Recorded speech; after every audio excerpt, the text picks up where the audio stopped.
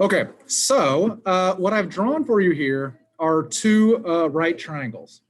And we're going to label the pieces of these right triangles. And regardless of which right triangle you're looking at, the hypotenuse is always the side that is opposite the 90-degree angle. So opposite angle C is the hypotenuse for our first triangle. And opposite angle C is also the hypotenuse for the second triangle. No matter what, the hypotenuse is always the side that is opposite the 90-degree angle. Let's take a look at this first triangle, and let's look at angle A.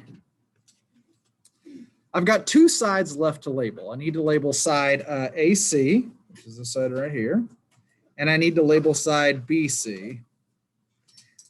From angle A, side BC is opposite angle A. So we could label this the opposite side. It is opposite angle A. And then the other side, side AC, the side that actually intersects with this angle, we call this the adjacent side. Opposite means across from the angle. Adjacent means it actually touches the angle. It's a part of the angle is the adjacent side. So angle A is the intersection of the hypotenuse and the adjacent side. Angle C is the intersection of the opposite and adjacent side, and angle B is opposite and hypotenuse. Now, the reason BC is called the opposite angle, or the opposite side, is because I said, look at angle A. If instead I had said, look at angle B, is BC still called the opposite side? No. Now what would BC be called? Now it's adjacent because I said, look at angle B. That makes AC the opposite side. So the hypotenuse is always the same. The hypotenuse is always the side that is across from the 90-degree angle, but the opposite or adjacent sides depend on which angle you are told to look at. Why is this relevant to us? Well, because there are three major trigonometric ratios that we need to know, the most famous of the trig ratios, and they are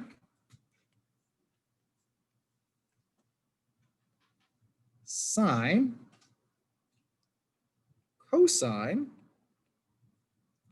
and tangent. Sine, cosine, and tangent are three major trigonometric ratios.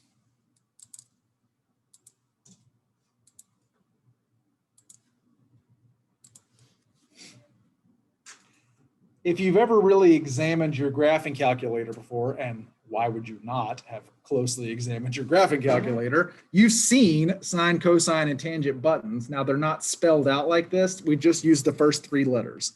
Sine is the button that says S-I-N. Cosine says C-O-S, and tangent is T-A-N. It's still pronounced sine, sine, cosine, tangent, not sin, cos, tan. Sine, cosine, tangent. Did you get mad at us if we called them sin, cos, and tangent? Yes, sine, cosine, tangent. If you pronounce it sin, cos, tan, you have desecrated the memory of my family, and I will swear vengeance upon you. Okay. So we had a unit previously in geometry where we talked about what these ratios are, but just in case you forgot, let's go ahead and redefine these. Sine, cosine, and tangent are all referred to as trigonometric ratios. Trigonometric means trigonometry, that's sine, cosine, tangent. Ratio is just a fancy math way of saying a fraction. So a sine of an angle is equal to the ratio of the opposite side divided by the hypotenuse.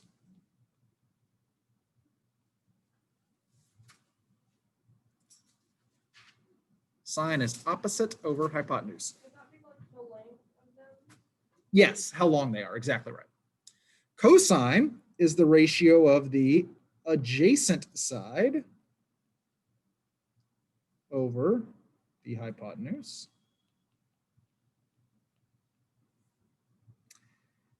Tangent is the ratio of the opposite side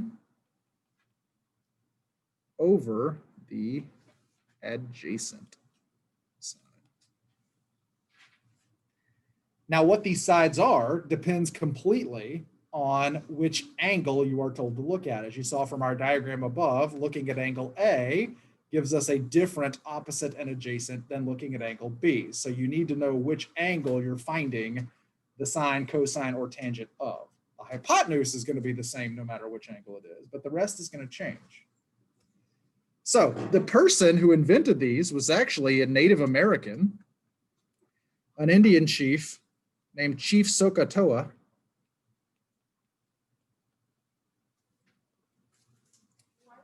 Chief Sokotoa is the one who, that's how you spell his name, Sokotoa.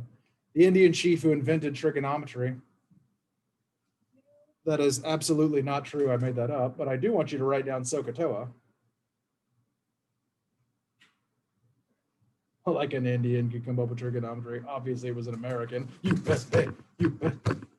Nope, nobody? Was not an American.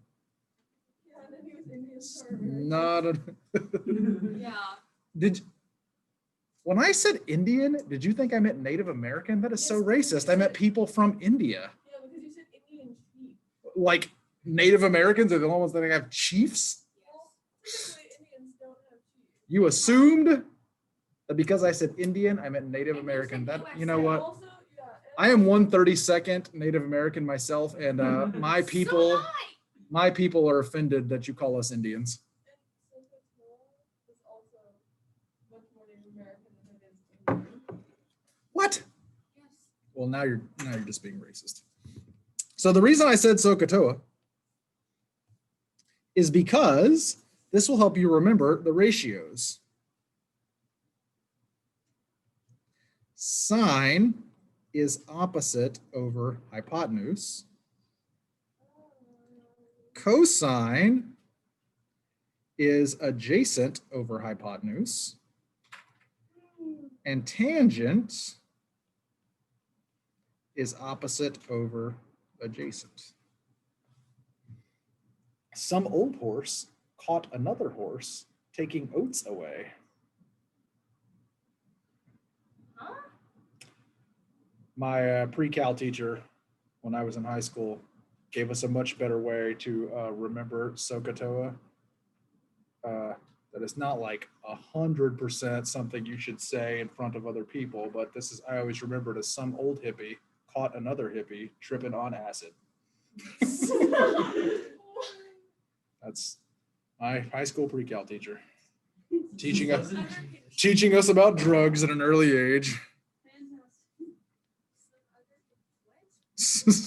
you repeat them both?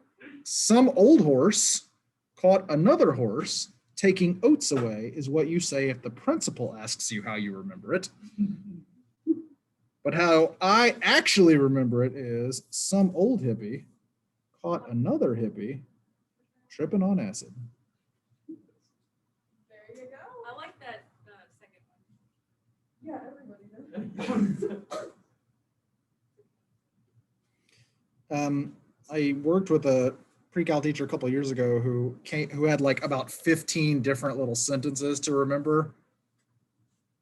And I don't remember any of them except the horse one, which is why that's the one I said. But she came up with all these cutesy little sentences to remember Sokotoa. But honestly, after you've done it for a while, you're not going to think of any sentence. You're just going to think Sokotoa. Okay. Yeah, I feel like that's easier to remember just as is. Yeah, Sokotoa is what. I remember like yeah, because I'm not gonna remember what happened with the horses. You're not going to remember horses or hippies. What happened with What happened with that? the horse? I don't know. Did he die? Sokotoa. You just walk up to somebody, who's stealing the oats? What year is it? Where are the oats? What type of Okay, so I've given you 3 different angles here. This is one of our special right triangles we talked about last time. This is a 30, 60, 90 triangle. And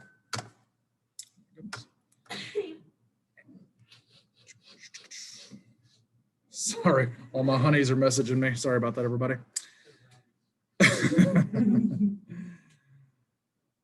They're asking me if I'm busy later. And if I can. Shh. Quiet. So this is one of our special right triangles, and we're going to do sine, cosine, and tangent for this triangle. But remember, the opposite and adjacent that we use depends completely on whether we're asking for the 30-degree angle or the 60-degree angle. Depends on which one of those we're doing. So let's say, just for the sake of argument, that I would like to know the sine of 30 degrees. You need to lift your foot up, sir. This, Is Bishop over in? Welcome back. thank you. So sine of 30 degrees. So sine means opposite over adjacent. If I'm using 30 degrees as my angle, let's go ahead and label which side would be the opposite. If 30 degrees is my angle, 10 is the opposite. I'm going to abbreviate that OPP.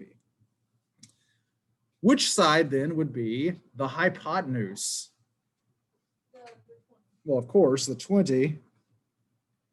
The hypotenuse is always going to be the side opposite the 90-degree angle. And that means by default, 10 root 3 has to be adjacent. So if I asked you for the sine of 30 degrees, let's go back up and look at our ratio. Sine is the ratio of the opposite side over the hypotenuse. The opposite side is 10 over 20, which, good. So the sine of 30 degrees is 1/2. Well, this makes sense. You, huh? 2/5? You can do 2/4, but then that can reduce again to 1/2. I was thinking that the 20 will 25. Okay, let's do the cosine of 30 degrees. We go back up and look at our ratios. Cosine is the ratio of adjacent to hypotenuse. So which side is adjacent?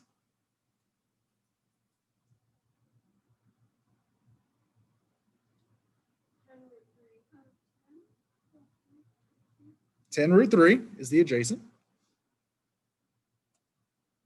over the hypotenuse, which is 20. And hey, that will also reduce 1 root 3 over 2, or just root 3 over 2, if you want to really impress the ladies at the math party. Why would you not want to impress the ladies at the math party? You're probably one of the ladies at the math party. Don't you want to be impressed? No? No, because then I'd be like, wow, that guy's a major nerd. I think major nerd is a compliment if you're at a math party. Finally, tangent's going to be the trickiest for the same reason that our special right triangles were a little tricky. Tangent is the ratio of opposite to adjacent. So that would be 10 over 10 root 3. Now the 10s will cancel out. 10 divided by 10 is 1. So we're left with 1 over root 3.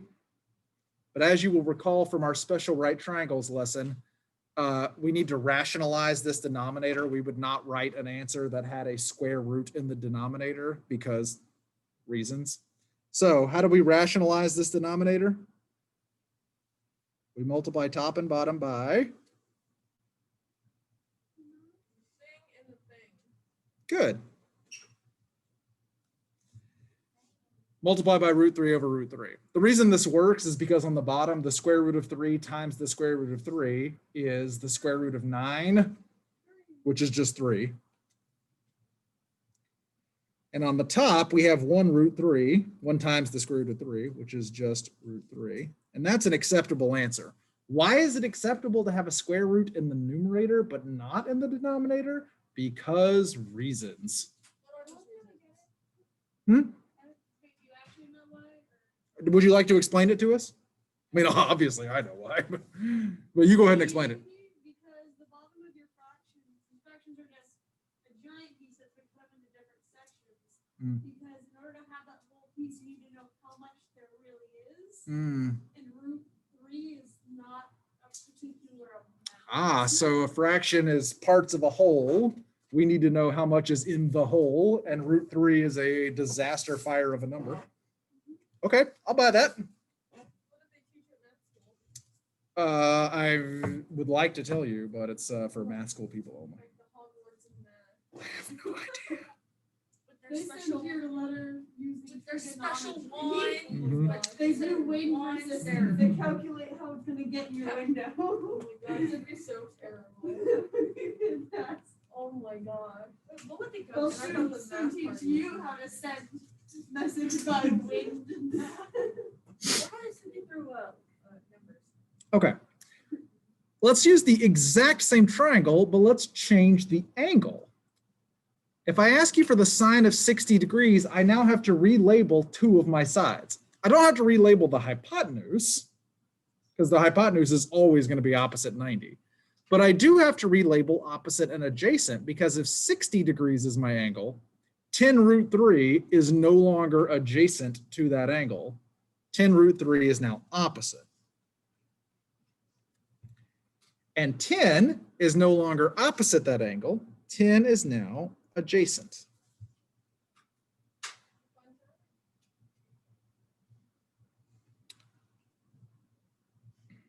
Okay. So to do sine of 60, sine is the ratio of opposite over hypotenuse.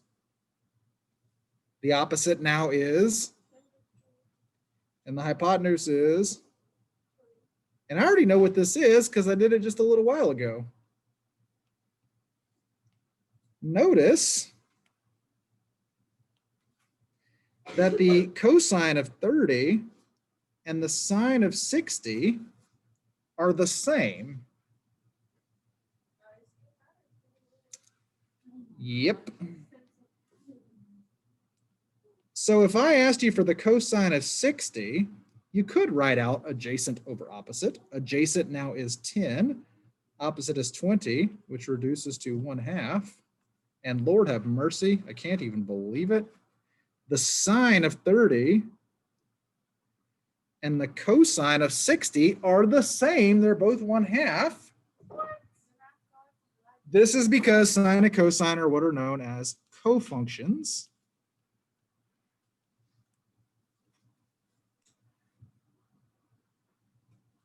They have equal outputs when their inputs are complementary angles. I'm not going to write that down because that's a mouthful.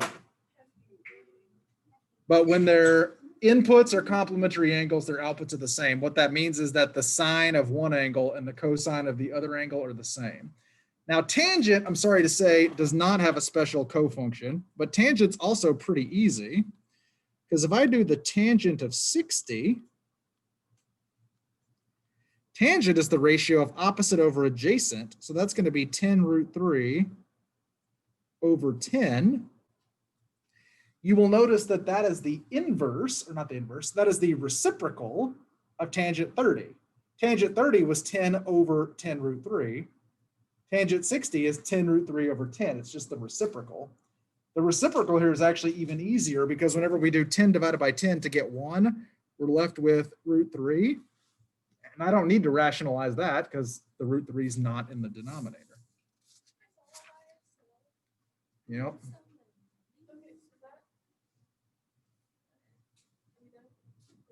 I'm going to give you one more example to do, but yes, that is the extent of what we are learning how to do.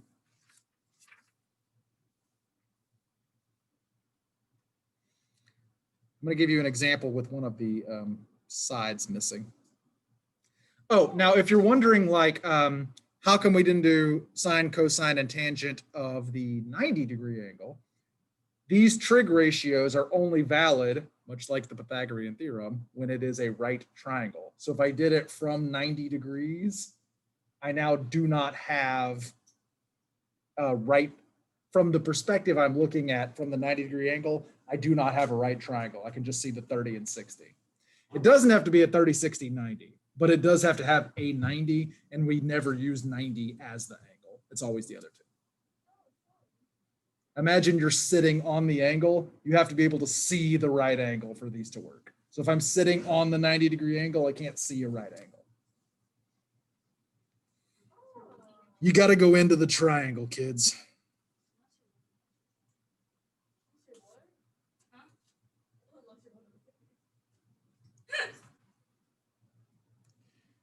Dude, check out that triangle. It's so beautiful. Okay. Last example I'm going to give you, and this time I'm going to be this time. Huh?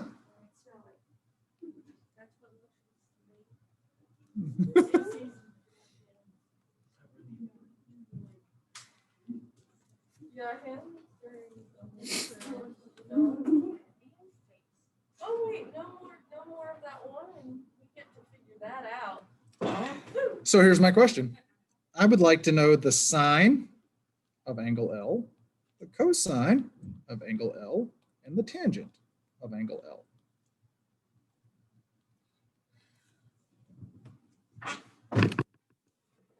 So if angle L is the angle that I start from, let's go ahead and label our sides.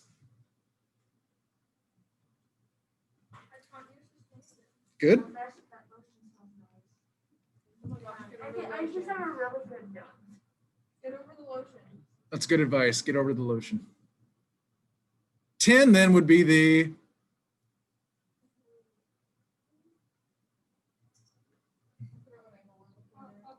opposite. Good.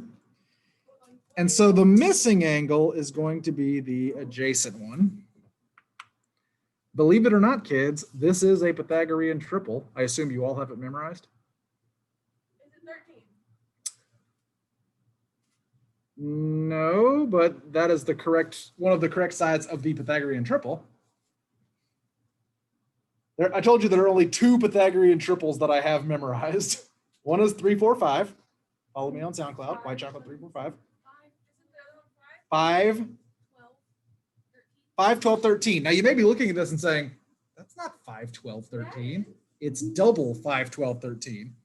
The 10 is the 5. This is 13. So this will be the 12. So what should I actually write for the number? Wrong way. 24. Now, if you didn't know that that was a Pythagorean triple, number one, shame on you. That's one of the two I told you to remember. But number one, what else could I do to solve that missing side? I could use the Pythagorean theorem. It's a right triangle, the Pythagorean theorem will work. I would have to work it backwards, right? 26 squared equals 10 squared plus m squared. If you called it side m, or ln squared, or b squared. Cool. Now I got all the sides labeled. What is sine?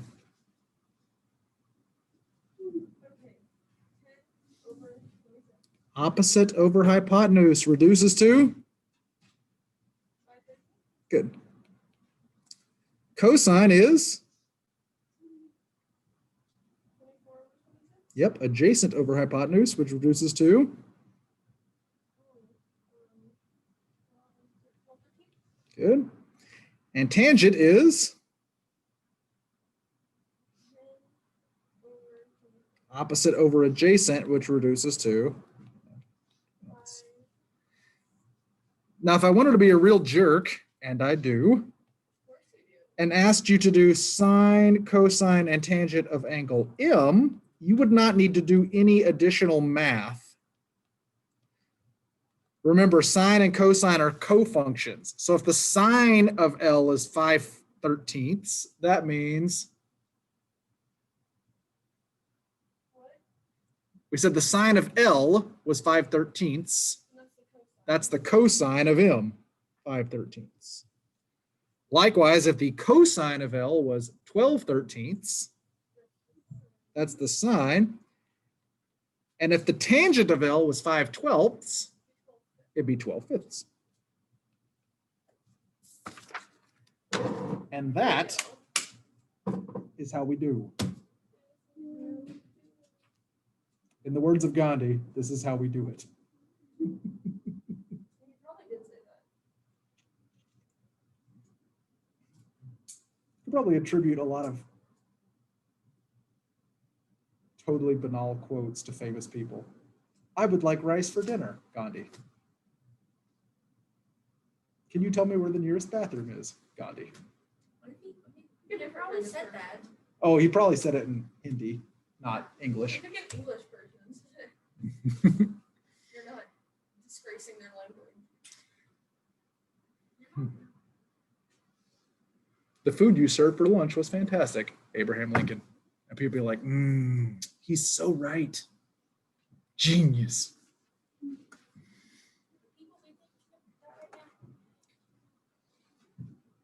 Can I borrow $5, Abraham Lincoln? And they'd be like, because he's on the 5. But he wouldn't have been then. No, but people would read into it, be like, oh my gosh, he said this, and then they put him on the $5 bill. Mind blown. Although, but when Lincoln was president, $5 was probably like the 2021 equivalent of $8 million. Probably.